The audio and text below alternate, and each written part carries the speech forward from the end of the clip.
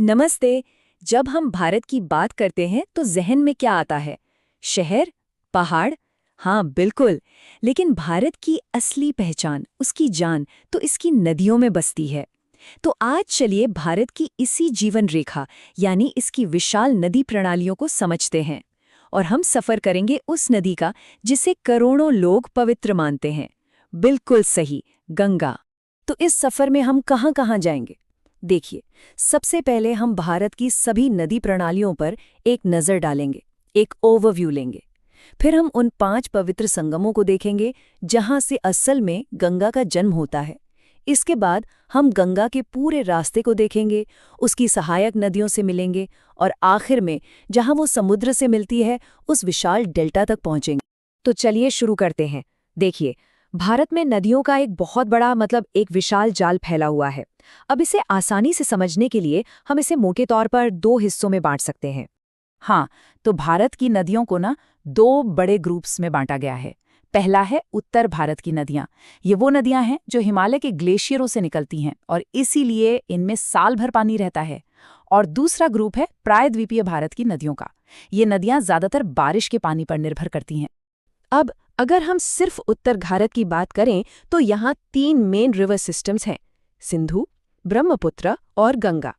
आज हमारा पूरा फोकस इनमें से सबसे जरूरी गंगा नदी प्रणाली पर रहेगा।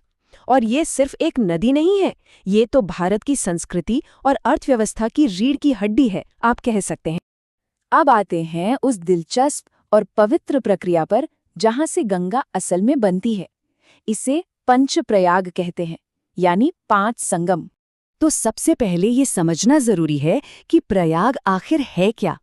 देखिए, प्रयाग उस पवित्र जगह को कहते हैं जहां 2 नदियां आकर मिलती हैं और वहां से एक होकर आगे बहती हैं। तो एक बहुत ही दिलचस्प बात यह है कि गंगा नदी किसी एक जगह से नहीं निकलती, ये तो 5 अलग-अलग संगमों या कहीं की प्रयागों के बाद बनती है। आइए अगले कुछ स्लाइड्स में हम एक-एक करके इन सभी संगमों को देखते हैं। तो इस सफर की शुरुआत होती है विष्णुप्रयाग से। जैसा कि आप यहाँ देख सकते हैं, ऊंचे ऊंचे पहाड़ों के बीच अलकनंदा नदी बह रही है और उसमें आकर मिलती है धौलीगंगा। और यही है हमारा पहला पवित्र संगम। ठीक है, तो यहाँ से अलकनंदा नदी आगे बढ़ती है और पहुंचती है नंदप्रयाग। यहाँ पर इसमें नंदाकिनी नदी मिलती है। ये हमारी इस यात्रा का दूसरा पड़ाव है। और अब हम पहुंच गए हैं तीसरे संगम पर, जो है कर्णप्रयाग। इस खूबसूरत घाटी में पिंडर नदी आकर शक्तिशाली अलकनंदा में मिल जाती है। इसके ठीक बाद आता है रुद्रप्रयाग। यहाँ पर केदारनाथ से आने वाली मंदाकिनी नदी अलकनंदा की मुख्य धारा में शामिल हो जाती है। और आखिरकार हम पहुंचते हैं 5वें और सबसे ज्यादा महत्वपूर्ण संगम पर, देवप्रयाग। यहीं पर अलकनंदा का भागीरथी से मिलन होता है। और पता है, इसी संगम के बाद इस मिली हुई धारा को पवित्र गंगा के नाम से जाना जाता है। तो असल में गंगा यहाँ से बनती है। तो अब जब गंगा नदी बन चुकी है, चलिए अब इसके पूरे सफर पर नजर डालते हैं। ग्लेशियर से लेकर मैदानों तक ये कहाँ जाती है। गंगा का सफर वाकई बहुत लंबा और काफी जटिल है। ये कई राज्यों से गुजरती है और इसमें अनगिनत सहायक नदियां आकर मिलती हैं। चलिए इसके कुछ मुख्य पड़ावों और खासियतों को समझते हैं। गंगा का सफर कितना लंबा है इसका अंदाजा लगाइए। ये कुल 2525 किलोमीटर की दूरी तय करती है। ये बहुत लंबा सफर है और यही चीज इसे भारत की सबसे महत्वपूर्ण नदियों में से एक बनाती है। तो ये सफर शुरू कहाँ से होता है? ये शुरू होता है हिमालय की ऊंचाइयों से। इसका जो मुख्य स्रोत है वो उत्तराखंड के गंगोत्री ग्लेशियर को माना जाता है, जो गोमुख के पास है। तो पहाड़ों से नीचे उतरकर गंगा नदी पहली बार मैदानों में कहाँ आती है? वो पवित्र शहर हरिद्वार में मैदानों में प्रवेश करती है और फिर यहाँ से इसकी यात्रा भारत के 5 राज्यों से होकर गुजरती है। गंगा का सांस्कृतिक और राष्ट्रीय महत्व इतना ज्यादा है कि इसे सम्मान देने के लिए 4 नवंबर 2008 को इसे भारत की राष्ट्रीय नदी यानी नेशनल रिवर घोषित किया गया था।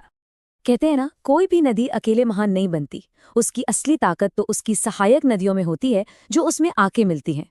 तो चलिए अब गंगा को विशाल बनाने वाली इन नदियों के नेटवर्क को देखते हैं। अच्छा, तो गंगा के बाएं किनारे से यानी उत्तर की तरफ से कई ज़रूरी नदियां आकर इसमें मिलती हैं। अब इनको याद रखने के लिए एक छोटा सा कोड भी है, RGGGKKM। ये रामगंगा, गोमती, घाघरा, गंडक, कोसी, काली और महानंदा के लिए है ना ऐसा? और ठीक इसी तरह दाएं किनारे से भी कई प्रमुख सहायक नदियां गंगा में मिलती हैं। इनमें यमुना और सोन सबसे बड़ी और सबसे महत्वपूर्ण हैं।